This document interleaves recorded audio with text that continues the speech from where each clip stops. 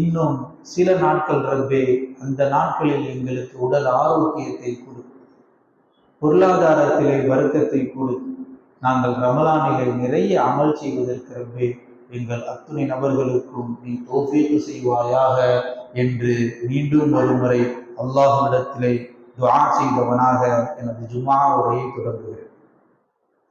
அன்பிற்குரியவர்களே, ரமலானை எதிர்பார்ப்பது என்பது ஒரு இபாதத். இதற்கும் அல்லாஹ் தஆலா நன்மையை வழங்குகிறார். எப்படி ஒவ்வொரு வணக்கத்திற்கும் அதை செய்வதற்கு மனிதன் எதிர்பார்த்து காத்திருக்கின்றானோ, அந்த காத்திருப்புக்கு கூட அல்லாஹ் தஆலா நன்மை எழுதுகிறான். செய்ய ஆரம்பிக்கல, செய்ய வேண்டும் என்று காத்திருக்கக்கூடிய அந்த நேரங்கள், பொழுதுகளுக்கு கூட ரப்புல் ஆலமீன் நன்மை தருவதாக சொல்லுகிறான்.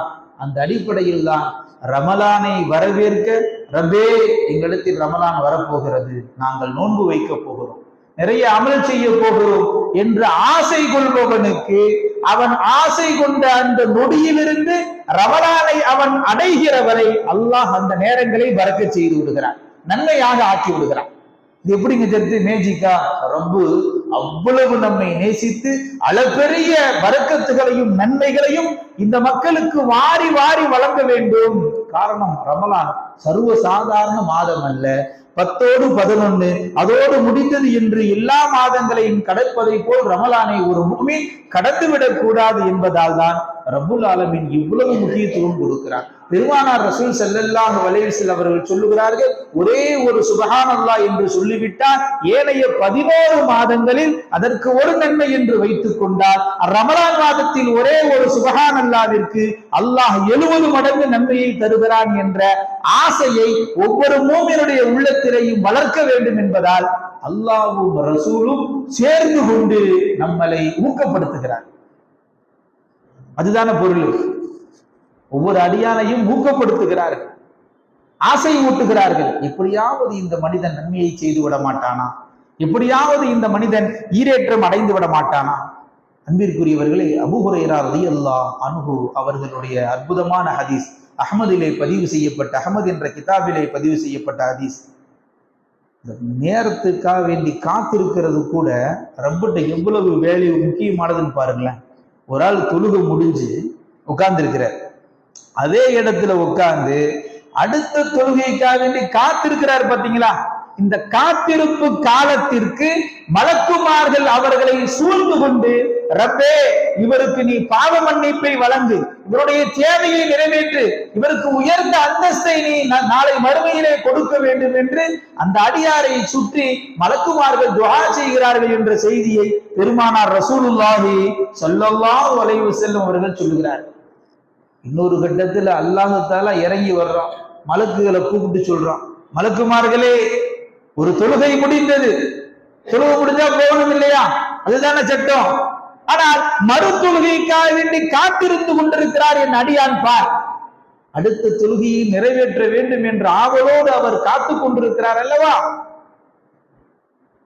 அந்த அடியாரை பார், நான் சந்தோஷம் அடைகிறேன், அவரது பாவங்களை எல்லாம் மன்னிக்கிறேன் என்று மலக்குமார்களிடத்திலே அல்லாஹ் தஆலா பூரிப்படைந்து சொல்லுகிறான். இன்னொரு ஹதீஸிலே சொல்லுகிற பொழுது, கியாமத்து நாள்ல சில முகங்களை பார்த்தா நட்சத்திரம் மாதிரி மின்னும்.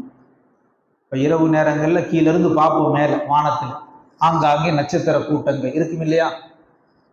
அது ஒரு ஜோதி, என்ன ரொம்ப தூரத்தில் இருக்குது, நல்ல ஒரு ஜோதி.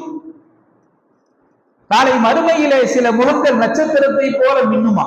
மலக்குமார்கள் போய் கேட்பார்களாம், ஏங்க உங்க முகம் நட்சத்திர போல ஜொலிக்குதே, நீங்க உலகத்துல என்ன அமல் செய்தீர்கள் என்று கேட்கிற பொழுது அந்த நல்லடியார்கள் பதில் சொல்லுவார்களா, நாங்க பெருசா வேற ஒன்னும் செய்யல, பாங்கு சொல்லப்பட்டு விட்டால், பாங்கு சத்தம் கேட்டால் வேறு எந்த வேலையும் செய்ய மாட்டோம், அதை அப்படியே விட்டுட்டு பள்ளியின் பக்கம் விரைந்து வந்து விடுவோம்.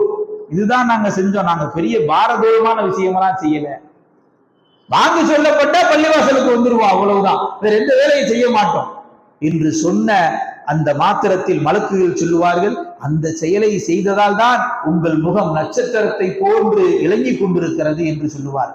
அப்படியே நடந்து மலக்குமார்கள் செல்லுவார்கள். இன்னும் ஒரு சிலரை பார்த்தா அவருடைய முகம் சந்திரனை போல மின்னும். சந்திரன் எப்படிங்க இருக்கும்? நல்ல பௌர்ணமி அன்னைக்கு பாத்தீங்கன்னா முழு நிலவு பார்க்கறதுக்கு ரம்மியமா இருக்குமா இல்லையா? அந்த மாதிரி ஒரு சில கூட்டங்களுடைய முகங்கள் ஜொலித்து கொண்டு இருக்கும். அவங்கள்ட்ட போய் கேட்பான், நீங்க உலகத்துல என்னங்க அமல் செஞ்சீங்க? நீங்க உலகத்துல என்ன அமல் செய்தீர்கள் என்று கேட்கிற பொழுது அவர்கள் சொல்லுவார்கள், நாங்கள் பெருசாவில எதுவும் செய்யல, ஒழு செய்து தயாராக இருப்போம், பாங்கு சொன்ன உடனே பள்ளிக்கு போயிடுவோம், ஒழுவ செஞ்சு நாங்க தயாரா இருப்போம், பாங்கு சொன்ன உடனே தொழுகைக்கு போயிடுவோம், இதுதான் நாங்கள் செய்த வேலை, வேற வழிய பாரதூரமான செயலாம் செய்யல அப்படின்றான். மலக்குமார்கள் சொல்லுவார்கள், இந்த செயலுக்கு தான் அல்லாஹ் தஆலா இவ்வளவு பெரிய முகத்தை சந்திரனை போல வச்சிருக்கிறான் அப்படி. இன்னும் சிலர் அப்படியே மலக்குமார்கள் நடந்து போவாங்க, இன்னொரு கூட்டத்தை பார்ப்பாங்க, அந்த கூட்டம் சூரியனை போல் அல்லாஹ் தஆலா பிரகாசம் அளிக்கக்கூடிய அமைப்புல அந்த கூட்டத்தை எல்லாம் வச்சிருப்பான். அந்த மலக்குமார்கள் கேட்பாரு, நீங்க என்னங்க அமல் செஞ்சீங்க என்று கேட்கிற போது அவர்கள் சொல்லுவார்கள், நாங்க பாங்கு சொல்றதுக்கு முன்னாடியே பள்ளிவாசலுக்கு சென்று ஒளி செய்து விட்டு தொழுகைக்காக வேண்டி பாங்கினுடைய நேரத்திற்காக வேண்டி காத்து கிடப்போம், வேற எதுவும் பாரதூரமான விஷயத்தை செய்யல. மாஷா அல்லாஹ். அந்த மலக்குகள் சொல்லுவார்கள், ஒரு மனிதன் தொழுகைக்காக வேண்டி காத்திருப்பது, அதற்காக வேண்டி தயாரிப்பு செய்வது, அதற்காக வேண்டி தன்னை தயார்படுத்திக் கொள்ளக்கூடிய ஒவ்வொரு மனிதனுக்கும் அல்லாஹ் பிரம்மாண்டமான நன்மைகளை வழங்குகிறான். நாங்க தினந்தோறும் பள்ளிவாசல்ல மோதினார் பாங்கு சொல்றார், இமாமும் தொழு வைக்கிறார் இல்லையா? நம்ம ஊர் பள்ளியில அந்தந்த மஹல்லா பள்ளிவாசல்ல இது எல்லாம் தினந்தோறும் நடக்குது இல்லையா? தொடர்ந்து நடக்குது, எல்லா பள்ளிவாசல்லையும் நடக்கும். ஆனால் அல்லாஹ் தஆலா எங்கே மாற்றத்தை ஏற்படுத்துகிறான்?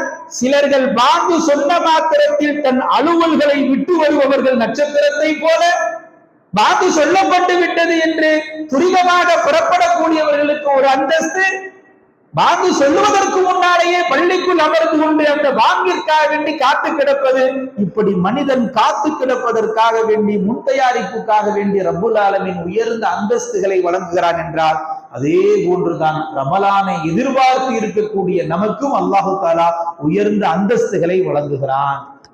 யாருக்குங்க? எல்லா பாய்க்கும் இல்ல, எல்லா முஸ்லிம்களுக்கு நன்மை கிடைக்காது. எந்த முஸ்லிம் காத்திருப்பு கூட்டத்தில் வர வேண்டும்? என்னங்க அவர் காத்திருந்தாரு? அவர் ஆசைப்பட வேண்டும், ரப்பே எனக்கு ரமலான் வர இருக்கிறது, இன்னும் ஒரு நாளோ இரு நாளோ வந்த ரமலானை நான் பயன்படுத்த வேண்டும், நிறைய அமல் செய்ய வேண்டும், உன் அன்பை பெற வேண்டும் என்று யார் ஆசைப்படுகிறாரோ, ஆர்வம் கொள்கிறாரோ, அவருக்குத்தான் ரப்புல் ஆலமீன் இந்த காத்திருப்பு பட்டியலை வைத்து நிறைய நன்மையை வழங்குகிறார். நியத்து தானங்க, வரட்டு ரமலான் என்ன பெரிய ரமலான், எல்லா மாசம் ஒண்ணு தானே என்று நினைப்பவனுக்கு ரமலானின் மகிமை தெரிய. ஏன்னா அல்லாஹ் ரசூல் அப்படி சொல்லல, எல்லா மாசமும் ரமலானும் சொல்லல, எல்லா மாசமும் தூங்குறது போல தூங்கிடக்கூடாது. திரும்பவும் சொல்ற, எல்லா மாசத்திலையும் ஒரு சுபஹானல்லாஹ் சொன்னா ஒரு நன்மை என்றால், ரமலான் மாதத்தில் ஒரு சுபஹானல்லாஹ்விற்கு 70 நன்மை என்றால், அல்லாஹ் தஆலா கொடுக்கக்கூடிய அதிரடியான பரிசுகள், அந்த பரிசை தட்டி செல்லுவதற்கு ஒரு மனிதன் காத்திருக்க வேண்டும், எதிர்பார்க்க வேண்டும். அவன் எதிர்பார்ப்பும் அவன் காத்திருப்பும் அல்லாஹ்விடத்திலே அன்பிற்குரியதாக மாறுகிறது. சஹாபாக்கள் குறித்து ஹதீஸ் ஷரீஃபில் வருகிறது, அல்லாஹு அக்பர், நம்ம எல்லாம் ரமலானுக்கு அந்த ஒரு மாசத்துக்கு முன்னாடி அல்லது துஆ ஓதுறப்ப நமக்கு ஞாபகம் வரும், ரமலான் வரப்போகுதுன்னு சொல்லி இல்லையா? நம்மளுடைய ஈமான் அவ்வளவுதான். ஆனால் சஹாபாக்களுடைய ஈமான்கள் குறித்து கிதாபுகளிலே ஹதீஸ் ஷரீஃபிலே எழுதுகிறார்கள், 6 மாதத்திற்கு முன்கூட்டியே ரமலானை வரவேற்பார்களாம். 6 மாசம், 6 மாசத்துக்கு முன்னாடியே வரப்போகுது ரமலான், வரப்போகுது ரமலான் அப்படின்னா அவங்களுடைய எதிர்பார்ப்பு எவ்வளவு இருக்கு பாரு. 6 மாதத்திற்கு முன்னால் ரமலான் வரப்போகுதுன்னு சொல்லி அந்த ரமலானுடைய தேட்டத்திலேயே அமல் செய்வாங்க, அவ்வளவு எதிர்பார்த்துக்கிட்டு இருப்பாங்க. ரமலான் வந்துருச்சுங்க, ஏன்னா அவங்க எதிர்பார்த்தது எதன் மீது மனிதனுக்கு மோகமோ பேட்டமோ அதை அடைந்து விட்டால் அவனுக்கு அதை விட ஒரு மிகப்பெரிய ஒரு பேரானது எதுவும் இருக்காது இல்லையா? ஒருத்தனுக்கு வீடு கட்டணும் முடிவு பண்ணிட்டான், ரப்பு பகலா என்ன செய்யறான், கஷ்டப்பட்டு வீடு கட்டுறான், வீடு கட்டி முடிச்சதுக்கு அப்புறம் ஒரு பெருமூச்சு விடுவான் பாருங்க, கட்டிட்டப்பா கஷ்டப்பட்டு அப்படிங்கிறப்ப அது அவனுக்கு அது தேவை, அவனுக்கு லட்சியம், அவனுக்கு உழைப்பு இல்லையா? பிரம்மாண்டமான ஒரு கடையை ஓபன் பண்ணணும், இதுவரைக்கும் நம்ம சம்பளத்துக்கே இருந்துட்டோம், நம்ம காலம் இப்படியே போயிடக்கூடாது, நம்மளும் ஓனர் ஆகணும்னு சொல்லி நிறைய பாடுபடுகிறான். பாடுபட்டு ஒரு கடை ஓபன் பண்ற, பேரை போட்டு ஓபன் பண்ணி உட்காருவான் பாருங்க, அன்னைக்கு சாதித்ததாக நினைப்பான் இல்லையா? காரணம் எதிர்பார்ப்பு, எப்படியாவது அடையணும்ன்ற வெறி. சஹாபாக்கள் வாழ்வியல் குறித்து அவர்களுக்கு இருந்த அந்த பேரானந்தம் ரமலான் வருவதற்கு 6 மாதத்திற்கு முன்னாலேயே ரமலானை எதிர்பார்த்து கொண்டே இருப்பார்கள். வந்துருச்சுன்னு வைங்களேன், நல்ல அமல் செய்வாங்க. அமல் செஞ்சதுக்கு அப்புறம் அடுத்த 6 மாசம் இருக்கும் இல்லையா, அல்லாஹ்ட்ட இப்படி துவா செய்வாங்களாம், ரப்பே நான் ரமலான்ல செஞ்ச அமல்களை ஏற்றுக்கொள்வாயாக, ரப்பே ரமலான்ல நான் செஞ்ச நன்மையை ஏற்றுக்கொள்வாயா, ஏத்துக்கிறாம விட்டுறாத, முகஸ்துதிக்காக செஞ்சுட்டான் அல்லது பிறர் பார்க்கிறதுக்காக வேண்டி செஞ்சுட்டான் அப்படின்னு சொல்லி விட்டுறாத, நான் உனக்காக வேண்டி செய்த நன்மை அத்துணை நன்மைகளையும் நீ ஏற்றுக்கொள்ள வேண்டும் என்று அடுத்த 6 மாத காலம் அல்லாஹ்விடத்திலே கோரிக்கை வைப்பாரு. அல்லாஹ் அக்பர். அப்படின்னா பாருங்க, நம்ம அப்படிலாம் சாதனை எல்லாம் பண்ண முடியாது. நம்ம ஓரளவு மனசில் நினைக்கலாம், ரப்பே வர்ற ரமலான்ல வீணா போன நாட்களாக என்னுடைய நாட்களை கழிச்சிடாத, உனக்கு பொருத்தமான நாட்களாக ஏதோ கொஞ்சம் தொழுது வணங்கி உன் பொருத்தத்தை பெற்ற நல்லடியார்களின் பட்டியலில் எங்களை சேர்த்துடுற ரப்பே, அதான நம்முடைய கேட்டகரி இல்லையா?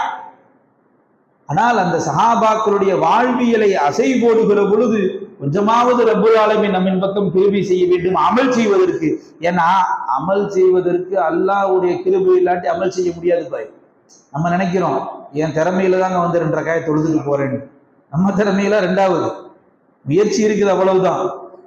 முயற்சி உண்டு, அவ்வளவுதான் இல்லைங்கள. ஆனால் அல்லாஹ்வுடைய நாட்டம் இல்லாமல் பள்ளிக்குள் ஒருவன் வரவும் முடியாது, அவன் சஜிதா செய்யவும் முடியாது.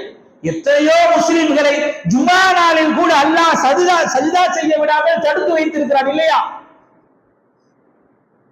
அதனால ரமலான் காலங்களில் நன்மை நிறைய செய்கிறோம் என்றால் அதற்கும் நசீபு வேண்டும், அல்லாஹ்விடத்திலே நசீபு வேண்டும். அதனால்தான் சஹாபாக்கள் சொல்லுவார்கள், வரப்போகிற ரமலான் 6 மாத காலம் ரமலானை வரவேற்று பூரிப்படைந்த அந்த சஹாபாக்கள் நீண்ட நெடிய நல்ல அமல்கள் செய்து அடுத்த 6 மாத காலத்திற்கு அல்லாஹ்ட்ட சொல்லுவாங்க, யா அல்லாஹ் செஞ்ச அமலை வீணாக்கிறாத. உண்மை அதுதானே பாய். நம்ம நோன்பு வைக்கிறோம், காலையிலிருந்து மாலை வரை என்ன செய்யறோம்? தண்ணி குடிக்கிறது இல்லை, கடுமையான வேலை பார்க்கிறோம், பொருளாதாரத்தை பெருசா தேட முடியாது, அங்கங்க ஓட முடியாது, கொஞ்சம் ஓய்வு தேவை என்றெல்லாம் சில கட்டுப்பாட்டுகளோடு வாழ்றோம். குறிப்பா பசி தாகத்தோட வாழ்றோம். எல்லாம் செஞ்சு கடைசியில் அல்லாஹ் தஆலா பழைய துணிய சுருட்டி மூஞ்சில அடிக்கிற மாதிரி அடிச்சு தூக்கி வீசிட்டான்னா நமக்கு இவ்வளவு பெரிய கை சேரும். செய்யாம ஒருத்த விட்டான், அவன் நிலைமையே வேற. அவன் செய்யல, கிடைக்கல. செய்தான், கஷ்டப்பட்டான், தாகமாக இருந்தான், பசியோடு இருந்தான், நிறைய அமல் செய்தான், நேரத்தை ஒதுக்கினான், ஆனால் கபூலியத் இல்ல, அல்லாஹ் ஏத்துக்கிடல அப்படின்னா அதையும் பெருமானார் ரசூல் ஸல்லல்லாஹு அலைஹி வஸல்லம் அவர்கள் சொல்லுகிறார்கள், நீங்கள் செய்யக்கூடிய அமல்களை ரப்புல் ஆலமீன் ஏற்றுக்கொண்டால் அல்ஹம்துலில்லாஹ், அவன் ஏற்றுக்கொள்ளாவிட்டால் அதற்கு காரணம் நம்மிடத்தில் இஹ்லாஸ் இல்லாமல் இருந்தால் பழைய துணியை சுருட்டி முகத்தில் அடிப்பதை போல் ரப்புல் ஆலமீன் நம்முடைய அந்த அமல்களை முகத்தில் அடித்து விடுவான் என்று பெருமானார் ரசூலுல்லாஹி ஸல்லல்லாஹு அலைஹி வஸல்லம் அவர்கள் கூறி காட்டுகிறார். அப்படியானால் நம்ம என்ன நல்ல அமல் செய்தாலும் முதல்ல அமல் செய்யறதுக்கு அல்லாஹ் தஆலா நாடணும், அதற்குண்டான ஆஃபியத்தை கொடுக்கணும், அதற்குண்டான வாய்ப்பை கொடுக்கணும் இல்லையா? அடுத்தபடியா செய்த அந்த அமல்களை ரப்புல் ஆலமீன் ஏற்றுக்கொள்ள வேண்டும். அப்படி ஏற்றுக்கொண்டால் மாத்திரம்தான் நிச்சயமாக நாம் பாக்கியசாலிகள். ஏன்னா நமக்கு வர இருக்கிற ரமலான் மாதம் இருக்கிறது அவ்வளவு அற்புதமான நன்மைகளை சுமந்து வரக்கூடிய ஒரு மாதம். 2 சஹாபாக்கள் தல்ஹா ரலியல்லாஹு அவங்க ஒரு கனவு காண்கிறார். 2 சஹாபாக்கள் இஸ்லாத்தை தழுவுறாங்க. இஸ்லாத்தை தழுவி அந்த இருவரில் ஒருவர் போர் செய்கிறார். போர் செஞ்சு வீர மரணம் அடைஞ்சிருக்கார், ஷஹீதாயர். நல்லா கவனிங்க, 2 இஸ்லாமிய சகோதரர்கள் என்ன செய்யறாங்க? 2 பேர் முஸ்லீமாக ஆகுறாங்க. முஸ்லீமான உடனே கொஞ்ச நாள்லயே போர் அறிவிக்கப்படுது. ஒரு சகோதரர் போருக்கு போறார், சண்டை போடுறார், ஷஹீதாயர்.